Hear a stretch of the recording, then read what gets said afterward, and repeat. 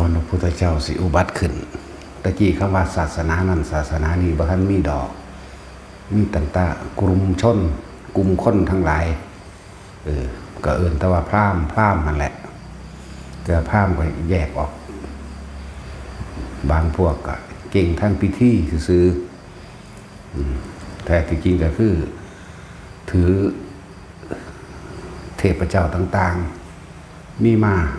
ตั้งนานแล้วพุทธกับบ้านในมีคริสต์กับบ้านในมีอิสลามซิกหรือยังก็แล้วแต่ฮินดูว่ามีดอกว่ามีแต่ชนทั้งหลายแล้วนั่นพวกได้ที่เรียกว่าทำพิธีบูชายัญถวายของสวดขอร้องอ่อนวอนเลื่อนมาพราหมณ์พวกนี้เก่งไตรเพศก็มีอย่างมีคำสวดขอร้องอ่อนวอนแล้วก็แต่งพิธีแล้วก็เฮ็ดทำท่าเป็นหมอดูเรียกว่าล่ะนั่นแหละไตรเพศก็ดี คนกลุ่มเอื่นว่าพราหมณ์เบิดสั่นแหละจังมาคอยแยกแยะออกว่าเป็นนายพรานว่าเป็นนั่นว่าเป็นนี่นะคำว่าธรรมะมันมีมาแตาเก่าแม้พระพุทธเจ้าสิเกิดหรือบ่เกิดก็ตามแม้ศาสดาใดๆบ่เกิดหรือเกิดก็ตามธรรมะคือความจริงของทุกชีวิตสรรพสัตว์เกิดแล้วแก่เจ็บไข้ได้ป่วยพลาดพลาดจากสิ่งที่รักตายนี่คือธรรมะนี่คือความจริงของชีวิตของทุกหมู่เราสรรพสัตว์บ่ว่าคนบ่ว่าสัตว์เดรัจฉานเสมอกันไม่มีการแบ่งแยกนี่คือธรรมะจากบ่ล่ะช้างม้าวัวควายเสือสางสิงกระทิ่งแรดเกิดแล้วแก่เก็บตายเหมือนกันบางตนก็บ่ได้แก่เก็บตายโดยลำพังตนเองโดนฆ่าตายก็มีคนก็คือกันได้บัดนี้เกิดแล้วแก่เก็บตายบางคนก็บ่ได้ตายแบบแก่เก็บตายลักษณะว่าตายเองบางคนก็ถือขาตายอุบัติเหตุต่างๆและอุบัติภัยต่างๆเกิดขึ้นเหตุให้เสียชีวิตได้นี่คือธรรมและทุกชีวิตสรรพสัตว์มีสิ่งที่บ่ว่าสัตว์เดรัจฉานบ่ว่าคนสิ่งที่สัตว์ต้องการเสมอกันอาหารเป็นหนึ่งในโลกสำคัญที่สุดก็คืออาหารสัตว์กับเดรัจฉานต่างๆก็หาอาหารมากินทั้งชีวิตคนก็หาอาหารมากินเห็นบ่แน่อาหารที่อยู่อาศัยเครื่องนุ่งห่มจัดแยกออกมาเรื่องของคนยารักษาโรคเวลาเก็บไข้ได้ป่วยสัตว์ก็มีคือกันเด้อาหารสัตว์บางอย่างมันก็คำว่าที่อยู่อาศัยของมันก็คือหั่งมันหูมันรูมันเห็นบ่ล่ะยารักษาโรคสัตว์ก็มีได้ล่ะพวกเขาเห็นหมาไข่ป่ะหมาไข่ หมาไม่สบาย หมาเป็นหวัดยาของมันเขาสังเกตเบิ่งตะไคร้ใบตะไคร้กับใบไผ่สังเกตป่ะเวลามันไปไข่มันจะไปหากินใบตะไคร้กับใบไผ่ถ้ามันสิเศร้าไข่มันจะไปหากออกวันนี้แล้วก็ออกเป็นกองน้ำลายกองเป็นปุ้นแล้วมีใบตะไคร้พร้อมเนาะนั่นสั่นแหละคนกับสัตว์ต่างกันอย่างไรเกิดมาหาอยู่หากินไปเพียงแค่รอวันตายเสมอกัน แล้วธรรมะนี่คือความจริงของทุกชีวิตสรรพสัตว์จึงบอกว่าไม่ได้เกี่ยวกับศาสนาใดเลยในธรรมะเนี่ยบ่เกี่ยวกันเลยตะกี้มันบ่มีศาสนาอยู่แล้วแม้พุทธคริสต์อิสลามฮินดูหลายอย่างเนาะ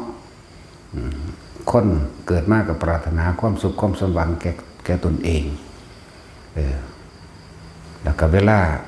เก็บไข้ได้ป่วยเวลาอกหักผิดหวังบ่ได้ดังใจก็ไปขอร้องอ่อนวอนต่างๆกับหมู่เทพเจ้าตะกี้คนถือเอามงคลต่างๆมาบางจำพวกก็ไปขอร้องอ่อนวอนกับต้นไม้มีเทพเจ้าอยู่ต้นไม้เป็นผู้ดลบันดาลหรือศักดิ์สิทธิ์บางพวกก็ถือเอาดวงดาว บางพวกก็ถือเอาภูเขานั่นภูเขาต่างๆเนี่ยว่าล่ะบางพวกก็ไปถือเอาสัตว์เดรัจฉานไม่เป็นที่พึ่งถือเอากระดูกสัตว์ต่างๆก็มีเสือแขวเสือแขวสร้างเล็บเสือเล็บสร้างแขวมูตันจังสิว่าล่ะนี่ตะกี้มันก็มีความเสื่อมาลักษณะนี้มาอยู่แล้วก่อนศาสนาใดๆสิเกิดขึ้นคำว่าศาสนามันแปลว่าหนทางเดินหรือแนวทางมันเดศาสนานั้นอะไรตะกี้หมู่พราหมณ์ทั้งหลายเวลาคนเป็นนันนี่เก็บไข้ได้ป่วยหรือสิออกลูกหรือหลายๆอย่างในการทำมาหากินเดินทางท่านทั้งหลายแล้วนี่ครับไปดูเลิศดูงามย่ำไห้เลยอันพระละจังสั้นแหละ บัดนี้พระพุทธเจ้าอุบัติขึ้นและเอิ้นว่าผู้รู้ผู้ตื่นตามความเป็นจริงและเอิ้นศาสนาพุทธอะไรว่าล่ะพุทธแปลว่ารู้ตื่นเลยมันว่าล่ะรู้ตื่นและตื่นรู้จากสิ่งทั้งหลายทั้งปวงตามความเป็นจริงแต่ก่อนยังไม่รู้มีแต่ความเชื่อมีความเชื่อเรื่องผีสางนั่งใหม่ต่างๆถือเอาดวงดาวนั่นแหละยังว่ามา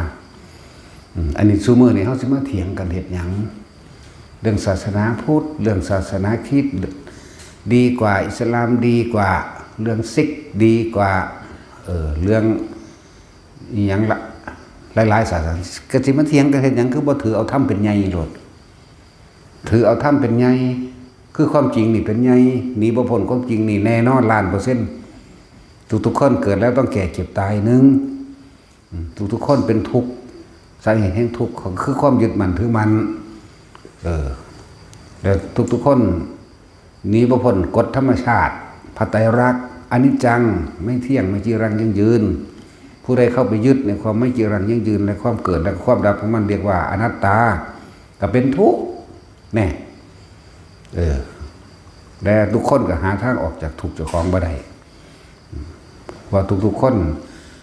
ความทุกข์นี่ทุกข์จากสิ่งที่มีอยู่และจากสิ่งที่ยังไม่มีก็เลยต้องดิ้นรนค้นคว้าตัณหาแปลว่าความอยากดิ้นตามสิ่งที่ตัวเองอยากอุปทานดิ้นตามสิ่งที่ตัวเองยึดได้มาแล้วก็ยึดห่วงแหนรักษาไว้อะไรอย่างว่าล่ะที่ยังไม่ได้มาก็แสวงหาต่อไปนี่แหละแต่สุดท้ายเราทุกคนบ่เห็นคำว่าอนิจจังของร่างกายบ่เห็นหันจมอยู่บนว่าแก่แล้วว่านั้นนี่แล้วเป็นห่วงลูกหลานหรืออยากให้ลูกหลานรักษาห่วงแหนสมบัติที่พ่อแม่ปู่ย่าตายายรักษาไว้ให้เด้อนั่นนี่เด้อแม่ก็สิตายแล้วพ่อก็สิตายแล้วแต่บ่ฮู้ว่าตายแล้วสิไปไสอีกมีแต่เอิ้นร้องขอร้องให้เทวดามารับมั่งให้นั่นนี่มารับมั่งนั่นแหละเป็นที่มาของคำว่าพระพระเจ้าอย่างก็ว่าไปแต่กี้มันมีก่อนหน้านั้นอยู่แล้วคือพระพรหมเขาเข้าใจว่าเป็นพระพรหมเป็นผู้สร้างโลกนั่นแหละก็เลยมีพิธีพราหมณ์ต่างๆในการอ่อนวอนสวดขอและก็แต่งพิธีกรรมต่างๆเพื่อให้ได้มาซึ่งทรัพย์สมบัติได้มาซึ่งความร่ำรวยได้มาซึ่งลาภยศสรรเสริญได้มาซึ่งความเจ็บไข้ได้ป่วยเห็นบ่แต่ก็บ่เป็นไปดังนั้นเลยตายคือเก่านั่นแหละ พระพรหมเขาว่าสร้างโลกนี่เหมือนเวลานั่นแหละเพราะว่าเขาบ่ได้เรียนรู้แต่ว่าถ้าพระพุทธเจ้าบ่อุบัติขึ้นบ่เกิดขึ้นเฮาก็บ่รู้เด้ว่าโลกเกิดขึ้นโดยธรรมชาตินั่นบ่ล่ะเกิดขึ้นโดยธรรมชาติของโลกในอคัญญสูตรผู้ใดอยากรู้ก็ไปอ่านเอาตัวมันเป็นเรื่องที่ยาวเพราะมันเรื่องสั้นๆสำใดสำหนึ่งเด้กำเนิดของโลกมาตั้งแต่ปุ่นจักรวาลนี่ดำมืดก็ว่าไปเกิดก้อนดินอันนึงหลายแสนปีหลายอสงไขยจึงเกิดแม่น้ำหงส์เกิดจากน้ำหงส์หลายแสนปีหลายอสงไขย จนว่าน้ำเนี่ยห่มก้อนขี้ดินน้ำ3 ส่วนดินส่วนเดียวการเวลาผ่านไปยังยาวนานเกิดดวงอาทิตย์เกิดนั่นเกิดนี่เกิดไอร้อนต่างๆเกิดขึ้นง่วนดินมันจึงคอยพุทธขึ้นมาเด้ล่ะสัตว์ทั้งหลายที่พ่อเลือกได้หรือสัญจรไปมาเทวดานั่นแหละลอยมาเห็นก็เลยไปซิ่มง่วนดินต้องเบิ่งซื่อเลยเกิดความหยาบขึ้นมาเลยเอิ่นเป็นกายหยาบเขาเถียงกันดีพอเรื่องจิตประพัดสอนสันสิมันเหลี่ยมซื่อๆดอกก็คือเทวดาเขาเห็นนั่นแหละเขาอาศัยแสงเป็นเครื่องบ่งบอกบารมีว่าผู้ใดบารมีสูงบารมีกว้างก็ว่าไปเนาะจิตเดิมแท้ประพัดสอนจิตเดิมแท้สว่างจิตเดิมแท้บ่มีจิตเดิมแท้จิตเดิมแท้มีแต่อวิชชาละห้องห่มไว้แม่นบ่ล่ะจิตเดิมแท้มีแต่อวิชชาล่ะหรือว่าบริสุทธิ์อยู่แล้วแต่บริสุทธิ์มันสิมาเอาหยังมาเกิดตัวนี้พี่บ้าบ่เนาะนั่นแหละแก่จักน้อยเพราะว่าว่างไร้ผู้กระทำบริสุทธิ์สว่างแต่สว่างว่างอยู่แล้วเดิมอยู่แล้วเอาหยังมาเกิดตัวนี้พี่บ้าบ่นั่นแหละคนเข้าถึงความว่างได้จังสิเว้าได้ว่าว่างอยู่แล้วมันจะยังมาเกิดเข้าใจบ่นี่ถ้าว่างอยู่แล้วมันจะยังมาเกิดเพราะว่างมันปราศจากสิ่งที่มีอยู่แล้วทั้งที่ทุกสิ่งยังมีอยู่ทั้งหมดแต่ว่า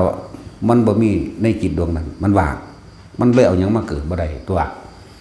มันเป็นของเว้าได้ง่ายๆเด้แนวมื้อนี้แม่นแล้วเว้าไปซื่อๆเว้าโดยบ่เข้าถึงความจริงนั่นแหละอันนี้ก็อยากให้ข้อคิดให้คำแนะนำซื่อดอกว่าสมัยแต่เก่าก่อนมันบ่ทันได้มีหยังดอกศาสนาบ่ทันได้มีหยังดอกคนก็ถือพระพรหมเป็นใหญ่พอแต่มีคนมาโกหกหลอกลวงกันชี้ตัวว่าเทพเจ้าดลบันดาลนั้นนี้ให้หรือพระพรหมดลบันดาลนี้ให้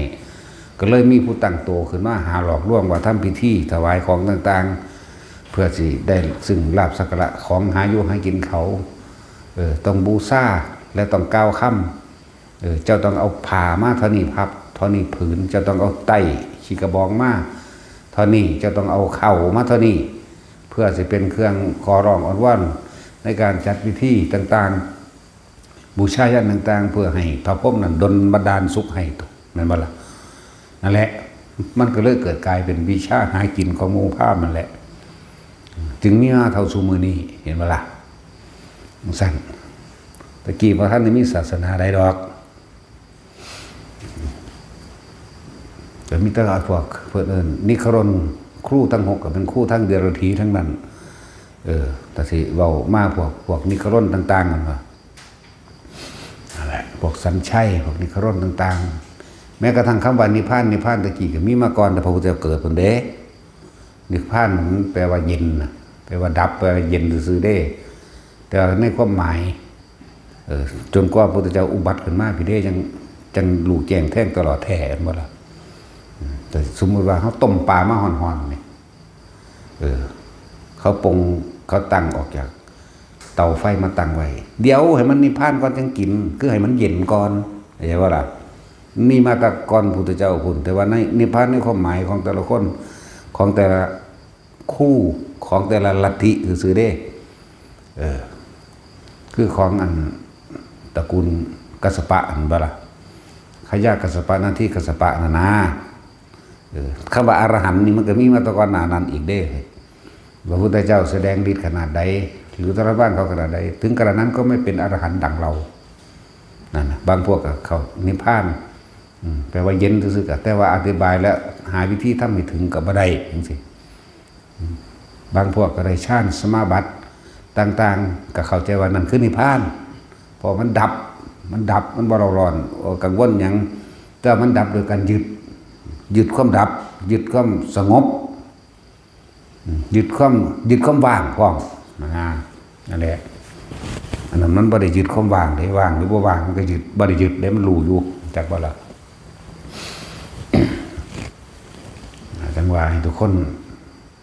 คือให้แนวคิดแต่ละคนว่าเฮาเป็นหยังคือบ่เอาถ้ำเป็นใหญ่เฮาเป็นหยังคือบ่ถือเอาถ้ำโลดพอทุกคนตกอยู่ใต้อำนาจแห่ง ธรรมชาติในความเป็นไปของมันเป็นของมันแบบนั้นเฮาไปฝืนมันนะจ๊ะว่าล่ะมันเป็นไปของมันแบบนั้นเรียกว่าตถาตานี่ที่พระพุทธเจ้าแทนคำของเองว่าตถาคตกับมันนี่แหละตถาตาก็ดีมันเป็นของมันแบบนั้น แต่ว่าเฮาบ่ย่อมมันเป็น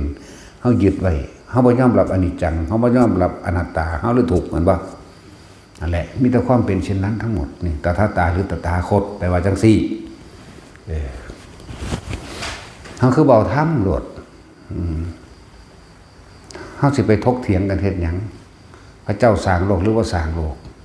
พระพรหมมันเกิดก่อนพระเจ้าตัวถ้าเว้าสิเรื่องหลักการแม่นบ่ล่ะหรือศาสนาอื่นๆคริสต์จังซี่ก็เกิดหลัง500กว่าปีมันได้ล่ะก็ว่าสิเกิดหลังพุทธก็ดีเห็นบ่อันนี้มันเกิดหลังเฮาอีกเท่าใด 1,500 ปีไปอีกแม่นบ่สัตว์แน่สิเอาพวกใดมาสร้างโลกอยู่ไสพ่อกับแม่มึงไปเชิงกันอยู่หม่องใดมึงสิสร้างโลกใดเห็นบ่ล่ะซั่นตัวทุกอย่างก็จะมีเหตุมีปัจจัยตัวพระพุทธเจ้าเพิ่นก็มีพ่อมีแม่อยู่นั่นบ่ล่ะนั่นแหละก็มีแดนเกิดโดยภาคกายภาพของมนุษย์อยู่แม่อยู่ซื่อๆสิลอยมาเลยมันดลบันดาลนั่นน่ะหาต้นกำเนิดของพระเจ้าเพิ่นก็ดูเห็นบ่ล่ะ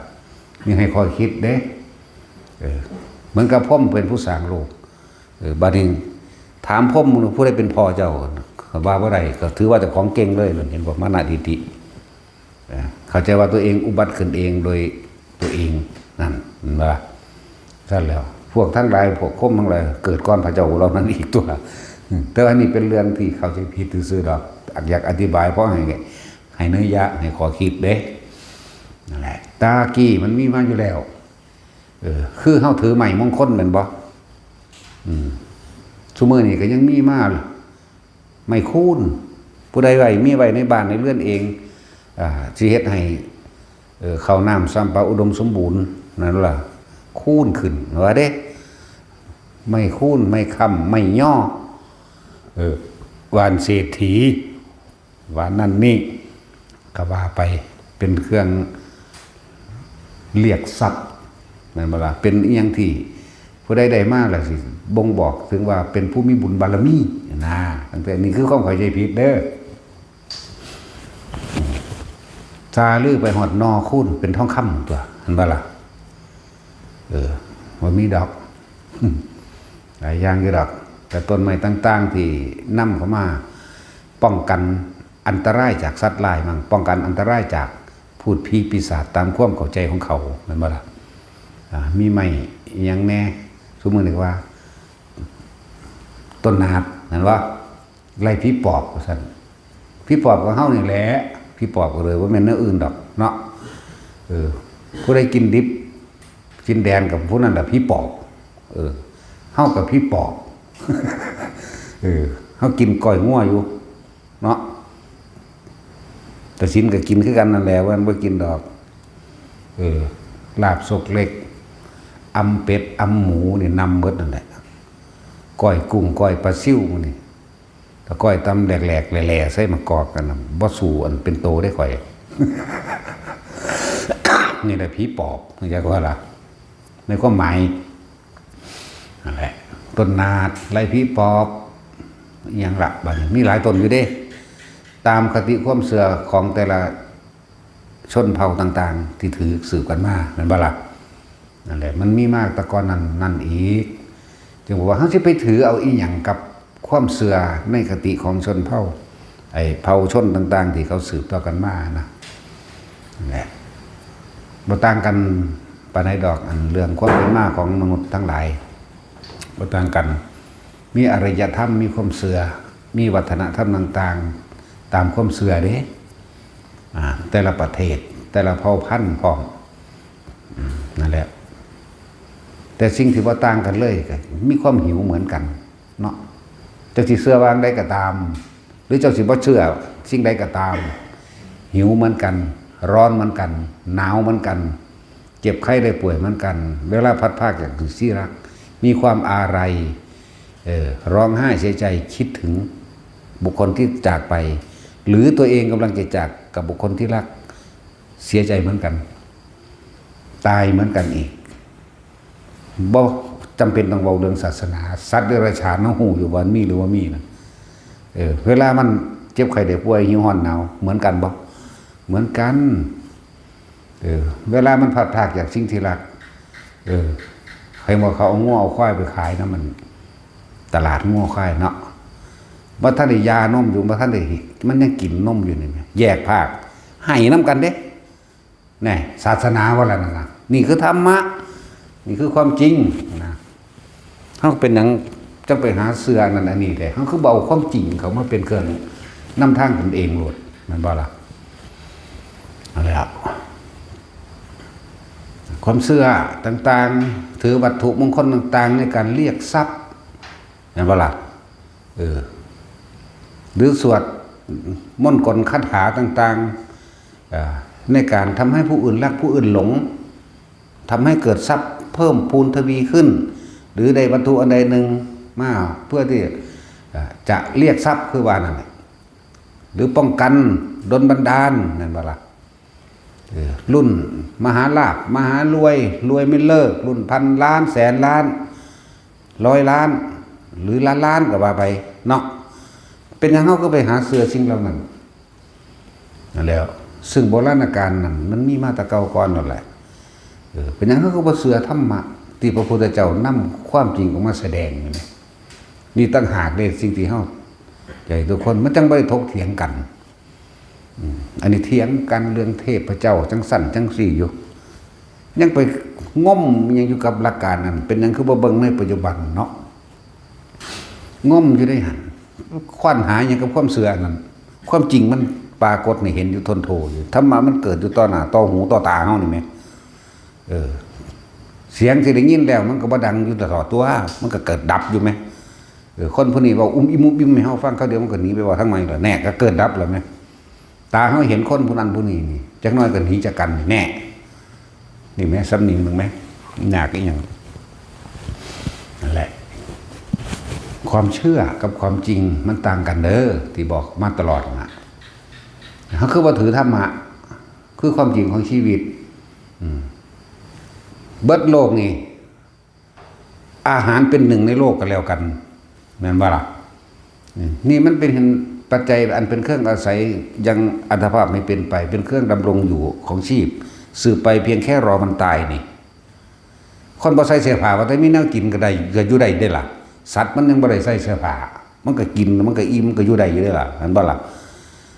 ตะกี้คนสิเอาทั้งใดมาใส่เลยเสื้อผ้าแต่มากำเนิดแรกมากก็ดีว้ายย้อนขึ้นหลังไป200 กว่าปีนี่จังน้อยมันก็ยังมีอยู่ได้เผาสิบ่ได้ใส่เสื้อผ้ามั้ยเนาะสิไปเว้ายังหอดไก่ปานนั้นเอานั่นแหละสิมีเสื้อผ้าใส่บ่มีเสื้อผ้าใส่ก็หิวร้อนหนาวเวลาตายจากกันก็ฮักกันคิดถึงกันคือเก่าเนี่ยสาเหตุมองมันถูกอยู่ไสนี่ยึดมันบ่ยึดขันธ์5และอุปทานมันบ่ยึดขันธ์เขาและยึดขันธ์เราเด้อยากว่าหมายถึงร่างกายนี่แหละยึดร่างกายเขาลูกกูผัวกูเมียกูปู่ย่าตายายกูยึดว่าอยากให้เขาตายอยากให้เขาอยู่นำนั่นบ่สั่นบัดนี้ตัวเองก็สิตายเหมือนกันขันหาตัวเองได้บัดนี้โอ้บ่มีหยังละให้นํกันเว้าความเก่าหรือบางทีก็ล้ำลึกความหลังต่างๆเกี่ยวกับพอสิตายเด้อแม่สิตายแล้วเด้อเบิ่งเอาเด้อดูแลกันเด้อพอคือสิบ่รอดดอกแม่คือสิบ่รอดดอกนั่นบ่เบิ่งกันเด้อจังซั่นสิเด้อแน่นี่คือธรรมชาตินี่บ่นี่ให้เสียใจบ่อยากตายจากเขานะนี่แม่นคือธรรมชาตินี่คือธรรมะเสมอกันบ่หาแต่ผู้ใดขามก็ตายเอาเองเด้อนั่นแล้วเสมอกันหิวร้อนหนาวเหมือนกันคนที่รักตายจากหรือตายจากคนที่รักคิดถึงอะไรไม่อยากตายเหมือนกันฆ่าก็ตายไม่ฆ่าก็ตายเหมือนกันแม่นบ่ล่ะแบบนี้เฮาฮู้แหละว่าหลังความจริงของมันเป็นแบบนี้นี่เองนี่เฮาคือบ่หาทางวิธีออกเฮ็ดจังใดมันสิบ่เป็นทุกข์พระพุทธเจ้าเพิ่นก็แสดงไว้อยู่เด้ล่ะเนาะก็ศึกษาเอาตัวแนวทางของมันมีอยู่แล้วแม่ โลกนี้ผีหรือพระเจ้าทั้งใดสิสร้างมันบ่มีศาสนาอื่นๆเกิดที่หลังศาสนาพุทธมาตั้งยาวนะตั้ง500กว่าปีแล้ว1,500กว่าปีอีกแหมเห็นบ่ล่ะที่ดังๆอยู่ใน3ศาสนานี่แล้วเฮาเป็นหยังคือเว้าเรื่องศาสนาเฮาเป็นหยังคือเว้าเรื่องธรรมะเนาะธรรมะนี่เป็นความจริงของทุกชีวิตสรรพสัตว์ไม่เลือกสัตว์เดรัจฉานไม่เลือกมนุษย์เห็นบ่ล่ะไม่เลือกประเทศชาติไม่เลือกเผ่าพันธุ์ไม่เกี่ยวกับศาสนาแต่เป็นความจริงอันประเสริฐเป็นความจริงที่ถกเถียงไม่ได้เข้าใจว่านี่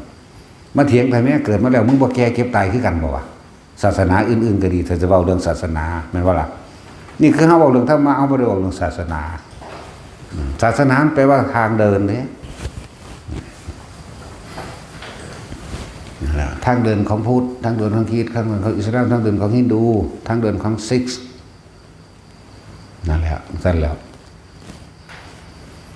สั้นทุกคนมีความรู้สึกหิวร้อนหนาวเจ็บปวด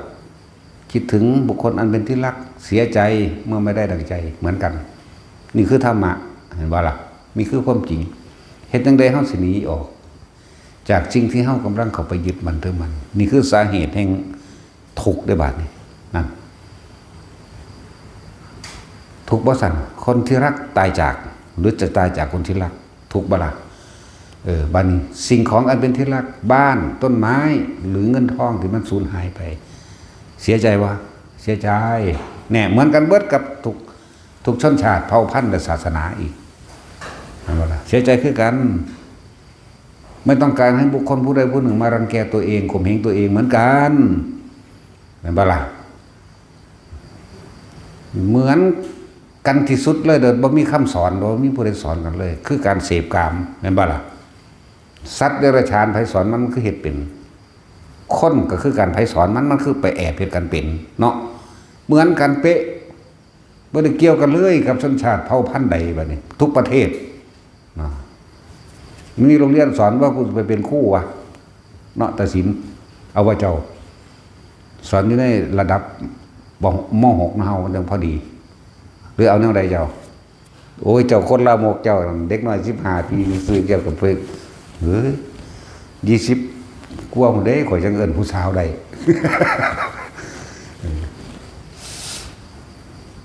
เดี๋ยวนี้พวก50ข่อยจังเอิ้นผู้สาวเลยดังนั้นมีแต่เด็กหน่อยเบิดเอาโลดฟ้อนว่าแม่นแล้วหลวงพ่อเฒ่าก็มักผู้เฒ่าเพิ่นโหว่ากูเฒ่าติ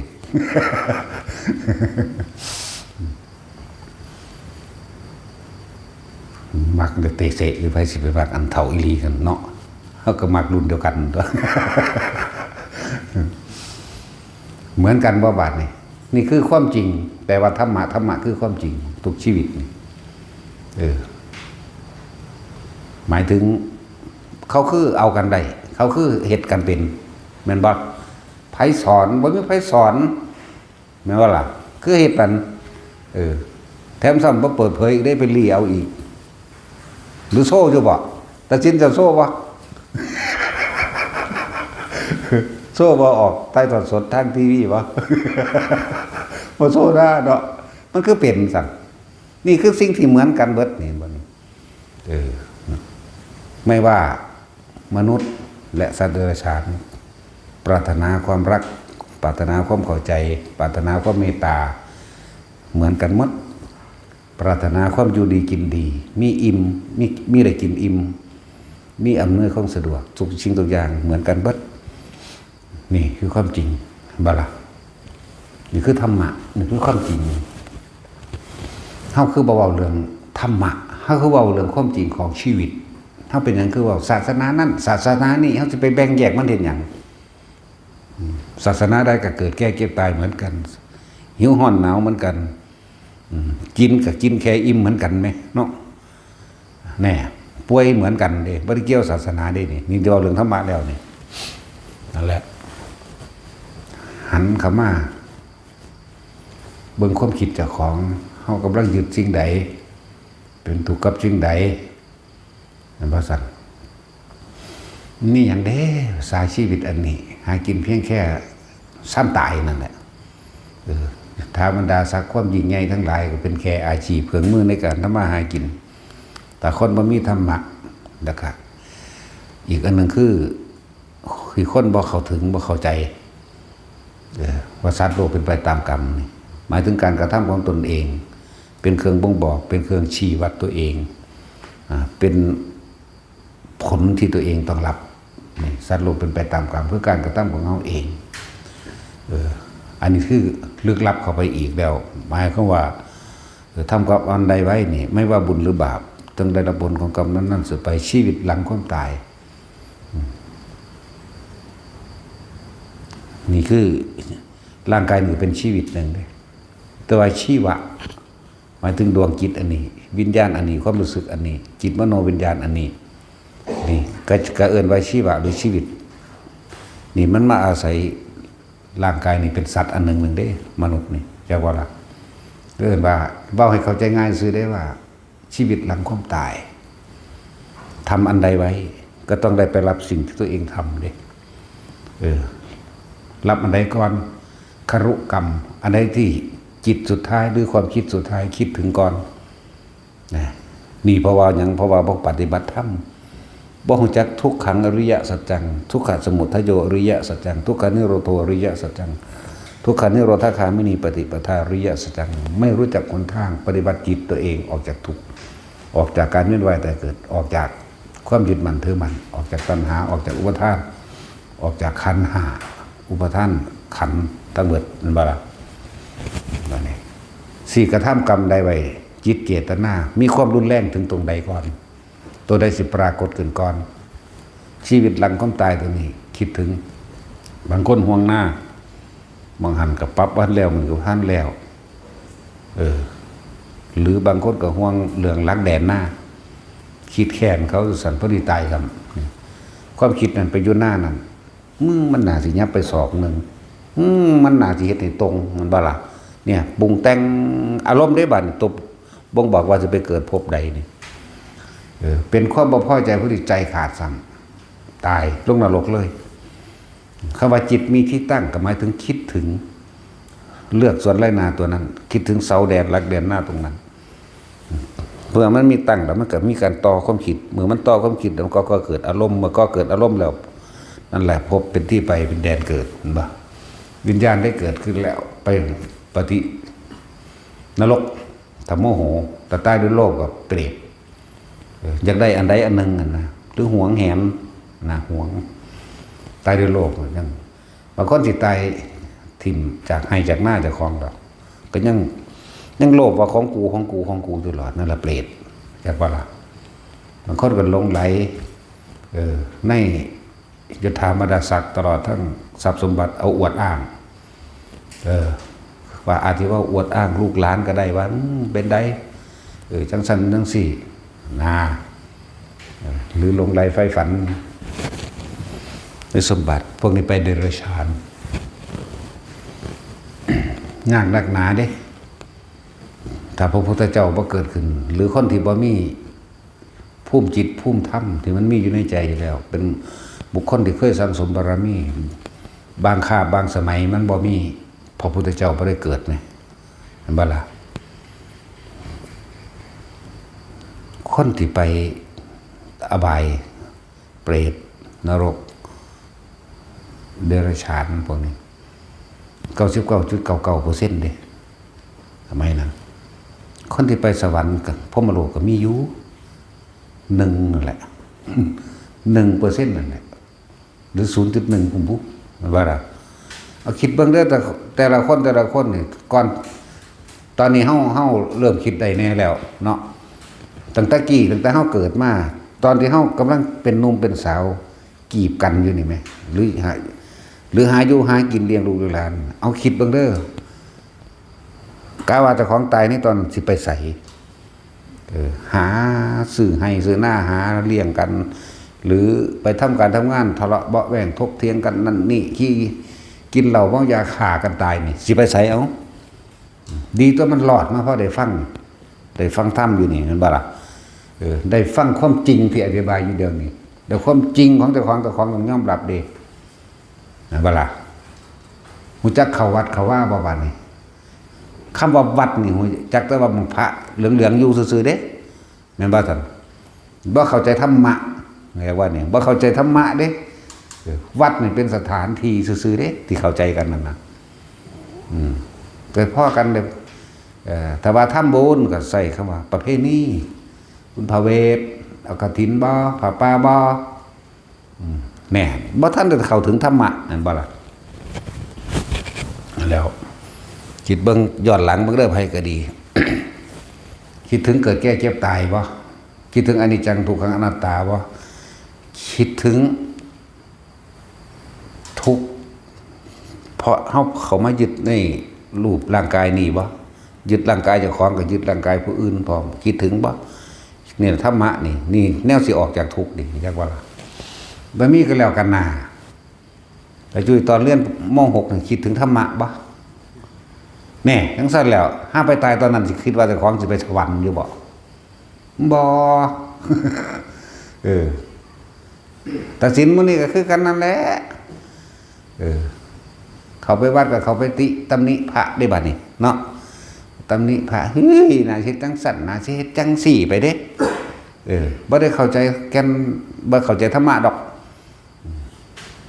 เฮ็ดบ่ถูกอีหยังเขาเอิ้นทั้งเขาเอิ้นหยังลืมอีกล่ะ เขาเอิ้นพระทั้งนี้เขาเอิ้นหยังเนี่ยคือสิคิดออกเอิ้นคิดบ่ออกยังพอบอกว่าแม่นหน้าเจ้าของทานทั้งนี้เขาเอิ่นผ้าทานเนาะญาทานนาญาทานมั่งพอทานมั่งนาฝุ่นไปเว้าพื้นเรื่องพวกนั้นเฮ็ดบ่ถูกพวกนี้เฮ็ดบ่ถูกมันเข้าไปในวัดก็ดีจังซั่นแหละแล้วมันอยากได้อีหยังในวัดกูก็เอาเลยนี่บ่รู้จักหยังเลยว่ากรรมเป็นแบบใดแม่นว่าล่ะพอคุณยิ่งกับเด็ดออกมามันดมสูดๆไปแล้วเนาะ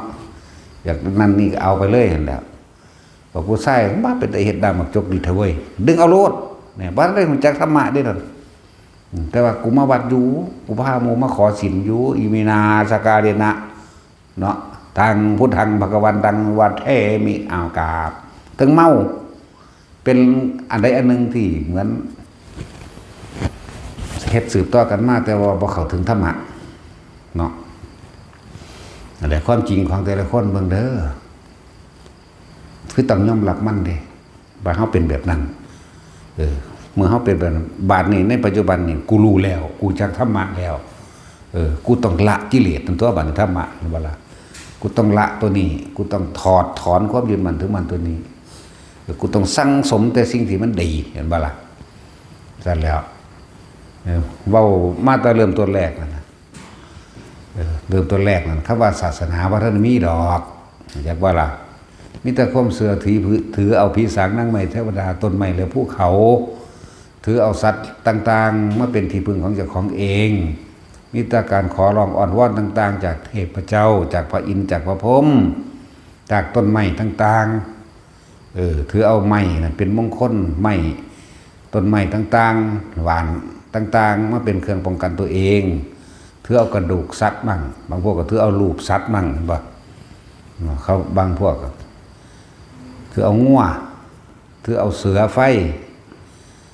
โอ้ยสารพัดมันซุมื้อนี่ก็ยังมาหาถือเอาขี้เกียมมันเป็นเครื่องร่างของขังอยู่เนาะขี้เกียม2 หาง 3 หางขี้เกียงเสื่องกันมันมีเบิดเอาโลดดอกมาซักรูปนกรูปหยังไว้น้ำข้อไว้น้ำลิ้นไว้น้ำหัวสารพัดนี่ซุมื้อนี่ก็ยังมีแม้สิไปว่าหยังตะกี้หังอู้ยกว่านี้อีกเลี้ยงบ้านก็หมายถึงเลี้ยงผีที่มารักษาหมู่บ้านนั่นแหละจังว่าวัฒนธรรมประเพณีความเชื่อต่างๆที่แต่ละหมู่เผ่าพันธุ์พากันสืบกันมาถอนออกยากซ้ำตัวบัดนี้มันจังได๋สิไปฟังธรรมะเข้าใจได้มั้ยนั่นแหละพวกเฮาโชคดีขนาดใดแล้วที่พระพุทธเจ้าตรัสรู้ขึ้นมาส่วนจะเกิดขึ้นได้แต่ละพระองค์เนาะนั่นแหละแต่บ่ต้องไปเถียงกันดอกพระอินทร์พระพรหมนั่นนี่พระจงพระเจ้าเสกสรรโดยบันดาลบ่ต้องไปเถียงบ่เป็นความจริงอย่างจักอย่างเอาความจริงเข้าใส่ในตนโลดกูนี่จักสิตายมื้อใดนี่โลดนี่แล้วตอนนี้กูนี่เป็นทุกข์กับสิ่งใดตอนนี้กูเป็นสุขกับสิ่งใด กูยึดสิ่งใดแล้วหนทางที่จะออกจากความยึดมั่นถือมั่นตัณหาอุปทานตรงนี้เฮ็ดจังใดนี่ก็ในเมื่อรู้แล้วว่าลมหายใจอานาปานสติแม่นบ่ล่ะกูก็คือบ่ขยันมันเพียรเฮ็ดเอาแน่ก็ในเมื่อรู้แล้วแหมก็คือบ่เฮ็ดเอาบ่ต้องไปทกเถียงดอกปฏิบัติไปเกิดสมาธินั่นนี่เกิดขึ้นเราเห็นนั่นเห็นนี่ก็สิไปสนใจยึดเข้ามาเฮ็ดหยังมันเคยยึดมาก่อนบ่แห้งหรอกเห็นผีสางนางไม้เทวดาก็แค่นั้นแหละมันไปเห็นอยู่เรื่อยเดียวล่ะเนาะมันก็เป็นแค่นั้นเองนั่นแหละเขาถูกความคิดจิตนี่หลอกลวงมานานแล้วบัดนี้ไม่ต้องไปเสื่อเจ้าของอย่าเสียดายความคิดอย่าเสียดายสัญญาเสียดายความจำพยายามอยู่กับลมหายใจให้มันได้เถอะมันมีกำลังหรอกมันก็ปล่อยว่างของมันเองหรอกมีกำลังมันตั้งมันก็บ่หวั่นไหวกับสิ่งใดๆก็เพราะว่าเขาหวั่นไหวแหละเขาจึงเที่ยวเกิดเที่ยวตายเพราะว่าเขาหวั่นไหวแล้วจึงเป็นทุกข์เพราะว่าเขาคิดนำแหละว่าหวั่นไหวไปว่าคิดนำเรื่องนั้นเรื่องนี้แล้วนะฮู้ปานนี้แล้วก็พากันเฮ็ดเอาตัวเนาะบางคนก็คิดยากว่ายังได้ยึดในต่างๆอยู่คือว่านั่นแหละยึดในครอบครัวในผัวในเมียในลูกในหลานหนี้สินอันนั้นอันนี้อยู่หลายอย่างถึงสิลูกแต่ว่าก็รู้อยู่แต่ว่าเฮ็ดบ่ทันได้ดอกแต่เฮ็ดบ่ทันได้ก็ข่มใจจากอกุศลซะก่อนขันติปรมังตโปติติขาขันติเป็นตบะอย่างยิ่งในการข่มอารมณ์อันเป็นที่พอใจของตัวเองแต่ว่าหูอยู่ว่ากรรมอันใดที่เฮาทำลงไปเฮาจะต้องได้รับผลของมันเฮาหูแล้วว่าอันนี้เป็นโทษข่มไว้อดเอาตัวเห็นบ่ล่ะแต่ก็สั่งสมแต่สิ่งที่มันเป็นกุศลละอกุศลสิ่งเหล่านั้นออกเสียถึงมันสิมีอยู่ภายในใจ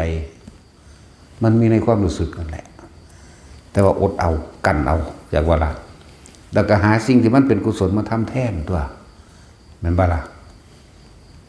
เฮ็ดสิ่งที่มันเป็นกุศลมาเฮ็ดแทนยังมีครอบครัวอยู่ยังเลี้ยงกันอยู่ยังนั่นนี่หลายอย่างอยู่สวดมนต์มั่งเข้าใจว่านี่หาบทนั้นบทนี้มาเป็นเครื่องควบคุมความคิดบ่ให้มันฟุ้งซ่านแม่นบ่ล่ะสวดมนต์บทนั้นบทนี้สวดสาธยายคำสอนพุทธเจ้าบทกรณีบทยังก็แล้วแต่เฮ็ดไปเถอะทำไปเรียกว่าเอากุศลเข้ามาแทนสิ่งที่มันสิเป็นอกุศลออกไปแล้วก็ยิ่งภาวนาบางคนก็ใส่คำพุทโธมั่งบางคนก็ใส่บทนมัตถุมั่งนมะพะทะมั่งสัมมาอรหังมั่งก็แล้วแต่เฮ็ดไปเถอะเพราะว่าแต่ของมันว่าสามารถวางได้เราก็เลยต้องสั่งสมสิ่งที่เป็นกุศลอดทนจากความบดีบ่งามในการเบียดเบียนทำลายให้ผู้อื่นเสียชีวิตและทรัพย์สินเข้าใจป่ะล่ะนั่นแหละดึงว่าขันติปรมังตโปติติขามีความ อดทนไว้นั่นเป็นหนทางแห่งความสงบเป็นเบื้องต้นปากทางของพระนิพพานว่าไปขันติปรมังตโปติติขานิพพานังปรมังวัฏันติวัฏัญญูนะหิปภาชิโตปรูปกาติสมโนโหติปรังวิเหตยันโตทำให้มากทำบ่อยทำให้ชินก็ดีไปเองต่อมากับสัพพะปาปัสสะอาการังกุรัสสุปสัมปดาสุจิตะปรุตังเอตัมมุตนาสาสนังให้มั่นใจในธรรมที่พระพุทธเจ้าสอนโลดนี่คำยืนยันว่าพระผู้มีพระภาคเจ้าทุกๆพระองค์ย่อมสั่งสอนมาอย่างนี้แม่นบ่ล่ะอดทนละอกุศลแต่สิ่งใดที่มันเป็นกุศลทำให้มากความดีความงามความที่มันเป็นกุศลคำว่ากุศลต้องบ่เบียดเบียนทำลายผู้ใดผู้หนึ่งเสียชีวิตและทรัพย์สินเป็นที่ตั้งไว้ก่อนเข้าใจว่านี่สิ่งที่เป็นประโยชน์ต้องบ่มีผลข้างเคียงเหมือนยาเข้าใจว่าล่ะยานั่งกินมันจะมีผลข้างเคียงเลยแต่กินหลายเนี่ยมันก็เป็นโรคตับเขาก็ว่าไปบ่ล่ะถ้ากินลิโพหรือกระทิ่งแดงเขาก็ว่าห้ามดื่มเกินวันละ2 ขวดเนาะไปกินแต่น้ำมันไม่กินขวดได้ล่ะมันตัดสิน ก็จะไปยากยังเทใส่ขวดนี้ไงเอาก็ได้ตัว มันขวดน้อยก็เทใส่ขวดนี้ไงไปจาก2 ขวดเนาะ พ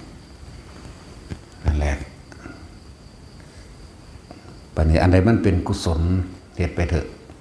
ก็สั่งสมสิ่งเหล่านี้ไปเรื่อยๆแต่เฮาบ่สั่งสมความดีเนาะปกติความเลวมันสั่งสมอยู่แล้วเด้โดยแต่ของบ่รู้ตัวเนาะคนบางคน ตั้งแต่เกิดมานี่หาอยู่หากินเลี้ยงครอบครัวตอนที่อยู่ในครอบครัวพ่อแม่หาปูหาปลานั่นอันนี้ให้พ่อให้แม่ได้อยู่ได้กินนั่นนี่ไปเพราะถ้ามีครอบครัวก็หากินอยู่ในครอบครัวตัวเองบ่ได้สนใจว่าสิสร้างกุศลผลบุญและประโยชน์หยังกับไผบ่ได้หัวซ่าจักบ่ได้หัวซ่าหัวซ่าแปลว่าสนใจเด้อ ไม่ได้สนใจกับการบุญการกุศลจึงเรียกว่าบ่ได้หัวซ่าบ่ได้สนใจเรื่องบุญกุศลอีหยังเลยตื่นเช้าขึ้นแต่ละมื้อแต่ละเว้นหม่องใดมีเป็นหม่องหากินได้ก็ไปหาเอาปูปลาเหนี่ยวถึงหน้าหน่อไม้ก็หาหน่อไม้ถึงหน้าเห็ดก็หาเห็ดถึงหน้าไร่ตักแตนก็ไล่ตักแตนหางูหงหอยเอายุ่งสั่นกระบุกขมุมตั้งแต่สมัยเลี้ยงงัวเลี้ยงควายเอางัวเอาควายไถหน้ามาจนเลื่อยมาจนขายงัวขายควายมาซื้อรถไถเล็กบัดนี้ควายเล็กบัดนี้เนาะเฮ็ดทุกสั่นบ่ได้สนใจว่าไผสิเป็นสิตายเท่าใดเนี่ยเวลามีคนตายรำคาญซ้ำอุ้ยมาตายหยังยามนี้โลดเด้เสียเงินชาปนกิจหมู่บ้านเนาะแล้วไถให้ไถหน้าสมัยงัวสมัยควายตะกี้เอาของนิบเอาไปนำมาจะเก็บหอยเก็บปูเก็บปลาเนาะต่อมาเอารถไถบัดนี้รถไถเดินตามก็ยังได้เก็บหอยเก็บปูเก็บปลาอยู่เร่งเอาที่บัดนี้ตั้งแต่กี้ตีงัวตีควายมันบ่ได้ดังใจมันหิวหยามันนอนบังมันยังบังเดี๋ยวนี้เอาแม่ นี่แหละคำว่าทำกรรมใดไว้ย่อมได้รับผลของกรรมนั้นสืบไปเรียกว่าล่ะเอาแม่ทรมานเจ้าของแต่แม่บัดนี้ควายเล็กวันตั้งแต่มีน้ำมันให้มันกินมันปึ้งไปนั่นน่ะเอาจากแล้วแบบมึงเลี้ยงเอาแลนคุ้นๆพุ่นเนาะนั่นแล้วนั่นล่ะเอิ้นว่ารับผลของกรรมบางคนก็รับในชาตินี้หมายถึงเปลี่ยนจากควายเนื้อกลายเป็นควายเหล็กนั่นบ่ก็รับในชาตินี้เลยเด้บางคนเกิดมาบ่เคยเอาโง่ควายไถหน้าไถควายเหล็กเลยเห็นบ่เอารถไถเลยดินั่นแหละมันรับกรรมมันพ้นถึงมันน่ารับกรรมชาตินี้บัดนี้ทั้ง4แหละนั่นแหละสรุปกันไปตามกรรมก็ได้ เล่งเอาที่บาดนี้คือจมบาดนี่เมื่อยเนาะจังซั่นแหละกายย่างที่พวกเขาต้องทำความเข้าใจกับตัวเองคนที่ยังบ่อาจสามารถตัดขาดจากญาติพี่น้องครอบครัวบุตรสามีภรรยาลูกยังก็แล้วแต่ก็สะสมไปสะก่อนจากเวลาสะสมสิ่งที่เป็นกุศลสะสมสิ่งที่เป็นบุญคือความสงบเย็นกุศลคือความฉลาดอันเป็นหนทางออกจากทุกข์ทุกข์เพราะเกิดทุกข์เพราะแก่ทุกข์เพราะเจ็บทุกข์เพราะตายเด้แล้วก็สาเหตุแห่งทุกข์เพราะความยึดมั่นถือมั่นนี่เองตัณหาอุปทานความอยากได้อยากดีอย่างนี้เป็นนั่นแหละตายอย่างน้อเราสึกไปก่อนหมู่แล้วนี่นะเราอยู่ห้วยเมฆนะแต่เกิดมาบ่เคยทำบุญมีอย่างเด่นเนาะบ่ฮู้จักเด่นนั่นหาอยู่หากินงมอยู่กับเจ้าของนั่นแหละเข้าใจว่าเจ้าของนี่เฮ็ดดีกว่าหมู่ถ้าเว้าเรื่องมันเรื่องขยันไผสิสู่กูงมอยู่พอสำนั้นนั่นแล้วแต่บ่ได้มาฟังธรรมนี่โอ้ยสิฆ่าตัวตายหลายเทื่อตัวนั่นล่ะว่าล่ะจังซั่นแล้วเราสิวางใดวะนึกตัดสินสิวางใดฮะเสื้อมืดโอ้สมควรแล้วล่ะ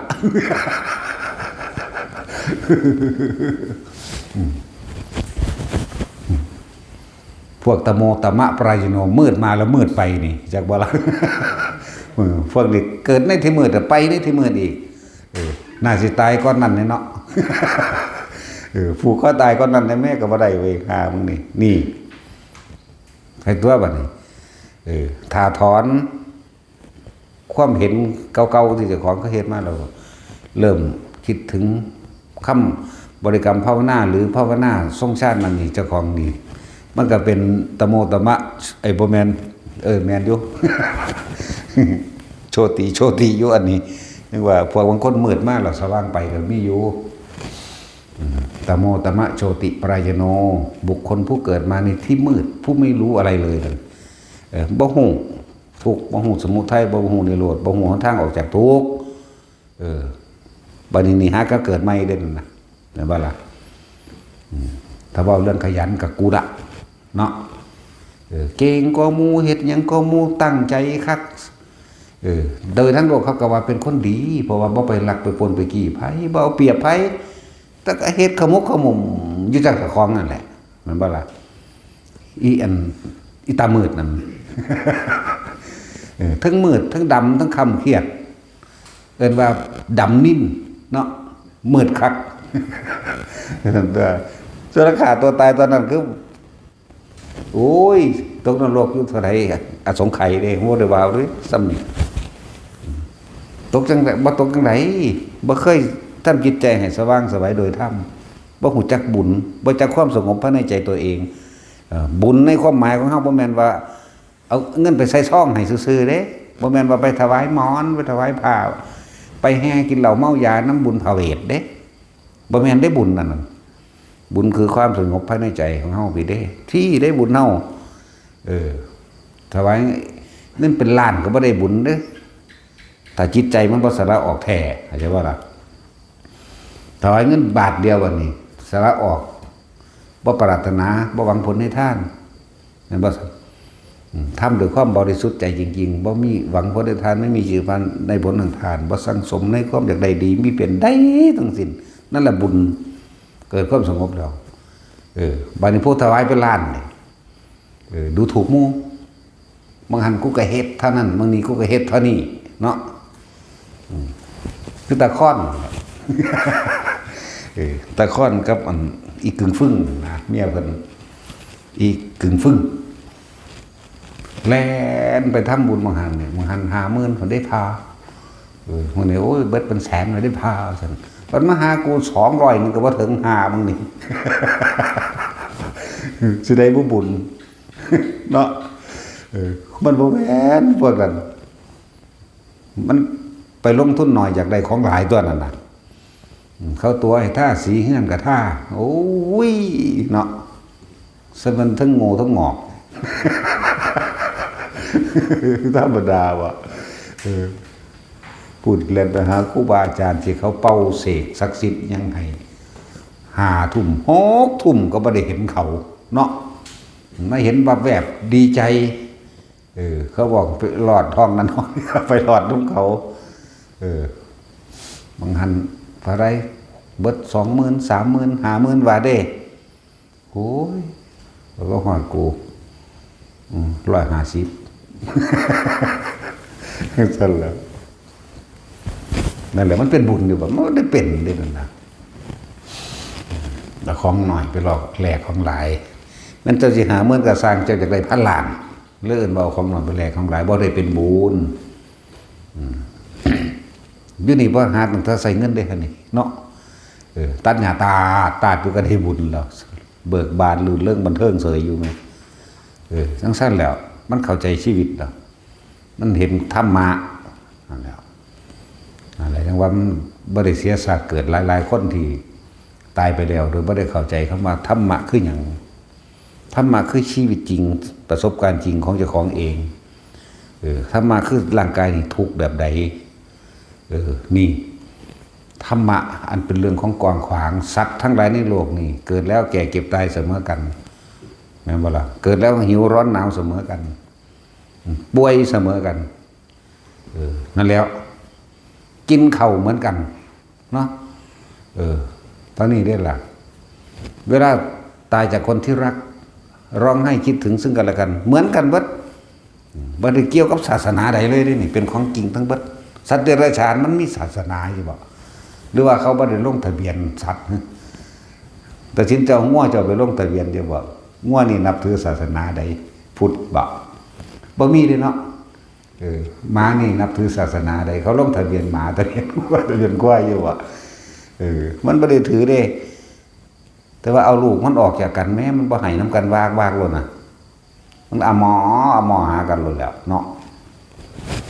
แม่ก็เรียนหาลูกก็เรียนหาแม่เด้นี่ความจริงของมันสั้นแล้วล้วนแล้วถ้าเกิดจากกรรมเก่าเบิดบาดนี่สาธุเป็นไปตามกรรมเคยพัดผ่าเขาชาตินี้ตัวเองก็ถือพัดผ่าเหมือนกันอย่างสั้นแหละแต่เขามองเห็นกรรมคือเจตนาแล้วเขามองเห็นแล้วทุกสิ่งทุกอย่างร่วมอยู่ที่จิตนี่เป็นหยังเขาบ่ขจัดจิตเป็นหยังเขาคือบ่เพ่งพินิจจิตในจิตเป็นหยังเขาคือบ่หาวิธีสิขจัดความผิดของเองนั่นว่าล่ะให้มันเลิกล้างในการเสือให้มันเลิกล้างในความอยากได้อยากดีอยากมีอยากเป็นมันเลิกล้างโดยความคิดอะไรกับเพิ่นก็บอกสอนวิธีมันแล้วไหมก็ลมหายใจอยู่นี่เด็กอยู่กับลมหายใจสะสมไปเรื่อยๆก็สิคิดเอาอยากตัดปึ๊ดบาดเดียวมันบ่ได้เจ้าเกิดมาเท่าไรศาสตร์แล้วพอความคิดพอเจ้าเสือความคิดเจ้าของเองเสือความคิดเห็นเจ้าของเองแต่บ่เสือพระพุทธเจ้าบ่เสือธรรมบ่เห็นตามความเป็นจริงได้นั่นแหละบ่ต้องไปกล่าวถึงเลยอันพวกยังมีความเสือว่าพวกพระเจ้าเทพเจ้านั่นนี่ดลบันดาลบ่ต้องไปกล่าวถึงเลยบ่จักธรรมะกันแล้วกันถ้าน้ำท่วมฝนตกสงครามอยู่นี่ก็พากันขอร้องให้หยุดสงครามโดยให้พระเจ้าเสกนั่นบ่พระเจ้าดลบันดาลความโลภในหัวคนผู้นั้นพระเจ้าว่าล่ะความโลภในจิตใจของมันความเห็นแก่ตัวในจิตใจของคนผู้นั้น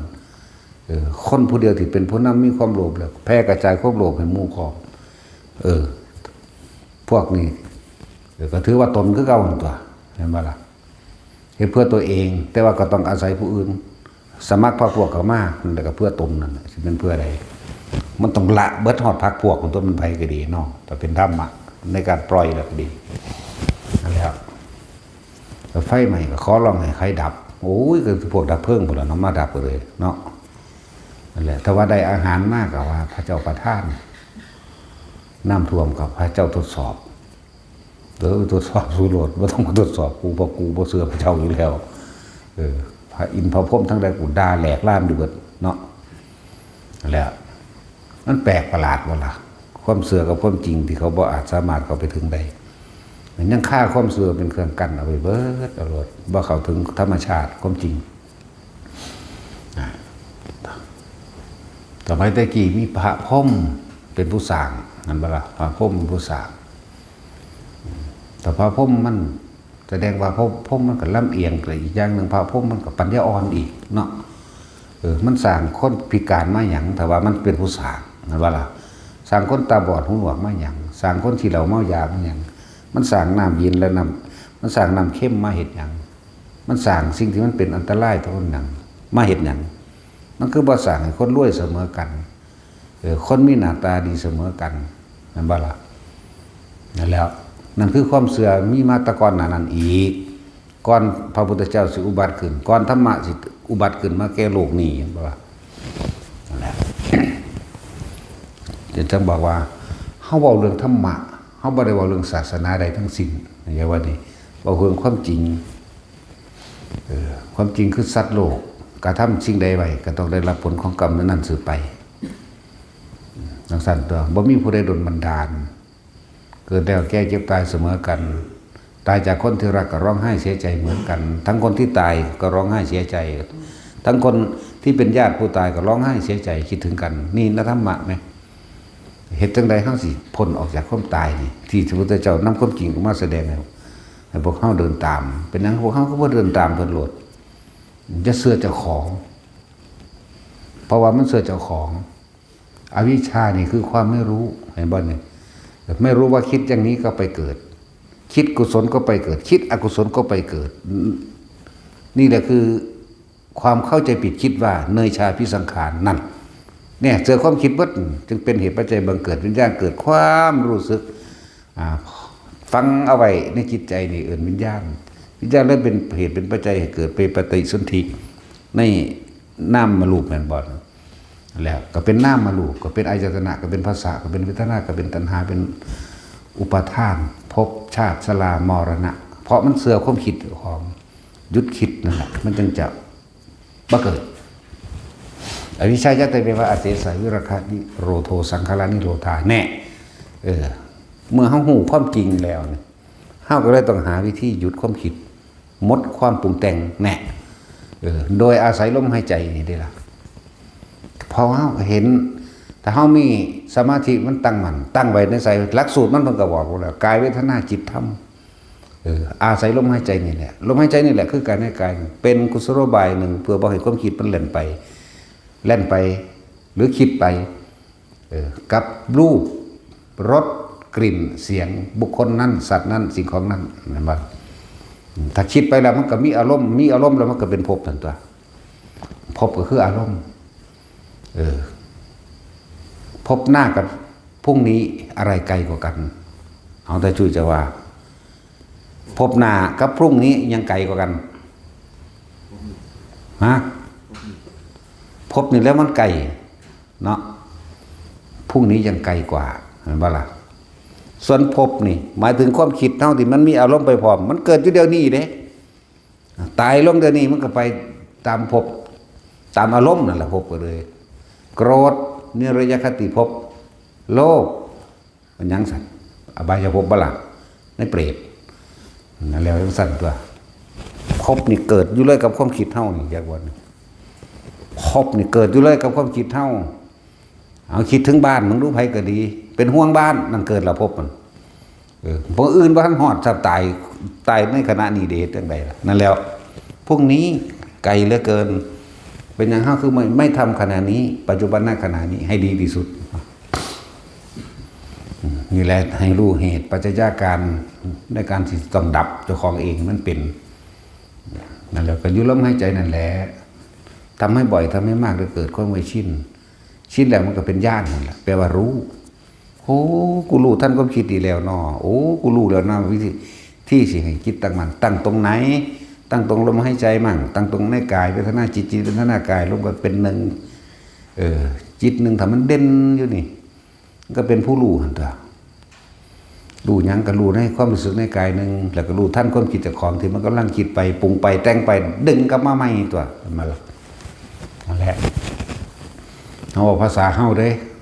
จังเขาใช้ง่ายถอดความรู้สึกให้แต่ละคนเราผู้คนมีความรู้สึกนี่บ่ง่ายมาวิญญาณอย่างนั้นวิญญาณทิฏฐิจิตจังสิเอาพวกเจ้าหูจักบ่วิญญาณทิฏฐิจิตอยู่ไสทิฏฐิจิตทิฏฐิญาณังวิญญาณทิฏฐิจิตแปลว่าหยังแล้วบ่ฮู้จักแต่สิว่าบาลีนั่นน่ะนั่นแล้วบอกจังซี่มันเข้าใจง่ายกว่าเนาะนังเสร็จแล้ว คติภพจังซี่เอามันหยังน้อบัดนี้แม่นบ่ซั่นคติภพมันหยังน้อว่าล่ะความคิดของพวกเจ้าคิดถึงมองใด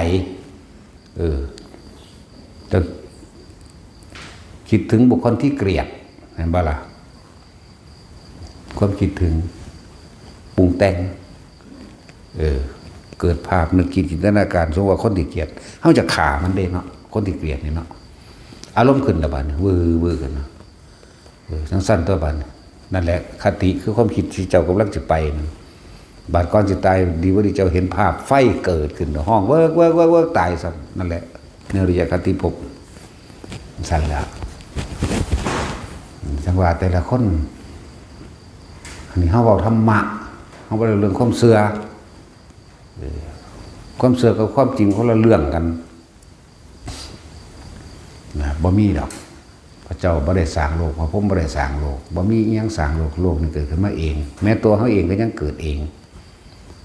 มารดาบิดาไม่ได้สร้างเราขึ้นมาเด้กรรมคือการกระทำรวมกันด้วยเจตนาคือสมรู้ร่วมคิดซึ่งกันและกันจึงเป็นเหตุเป็นปัจจัยมาอยู่รวมกันอีกในฐานะบิดามารดาลุงป้าอาอาวญาติสายโลหิตกรรมที่มีคติรวมกันแตกแหนงออกไปจากมารดาบิดาแล้วไปมีความรักใคร่พอใจกับผู้หญิงผู้ชายซึ่งกันก็เป็นผัวเป็นเมียกันอีกกรรมตัวนี้ก็เลยสร้างต่อไปอีกเห็นบ่ล่ะ สมรู้ร่วมคิดกันไปเรื่อยๆผูกพันกันรุมไปเนาะแล้วเป็นเหตุเป็นปัจจัยอันนี้แหละเพราะว่าเฮาบ่รู้ว่าเฮาสิหยุดกรรมตรงไหนเฮาสิหยุดตรงไหนหยุดการกระทำตรงไหนจึงจะพ้นออกจากการเวียนว่ายตายเกิดเพราะบ่รู้ก็เลยคิดดีกับคิดน้ำกันคิดเร็วกับคิดน้ำกันเห็นน้ำกันในดีแล้วเร็วแต่นั่นแหละคือความเข้าใจผิดคิดว่ามันจะเป็นแบบนั้นนั่นแหละแต่ว่าบ่เคยคิดถึงเลยว่ามันเป็นอารมณ์ใดแบบใดอะไรจังหวะมีวิธีก็คือลมหายใจเด้อไปก็ดีนิพพานก็อยู่ในหูดังพระอรหันต์ก็อยู่ในหูดังบ่อยู่มืออื่นจักบ่ล่ะหันกลับเข้ามาทำความรู้สึกอยู่กับลมหายใจตัวเองคนดีก็อยู่ในหูดังจักบ่ล่ะอย่างสั่นตัวแต่คนเลวก็อยู่ในความคิดเจ้าของนั่นแหละมันสิไปตำหนิผู้นั้นบ่ดีผู้นี้จังสั่นผู้นี้เลวเนาะแต่อยู่ในหูดังใดดูลมหายใจเขาออกจากของเลิกบ่มีผู้ใดเลวบ่มีคนเลวบ่มีคนดีแต่ว่าเป็นดีในตนโดยแต่ของก็บ่รู้ว่าตนดีผู้อื่นเขาสิให้คะแนนเองหรอกเนาะแต่ว่าไผสิให้คะแนนดีหรือเลวนั่นใดก็สร้างตัวเองก็รู้ในตัวเอง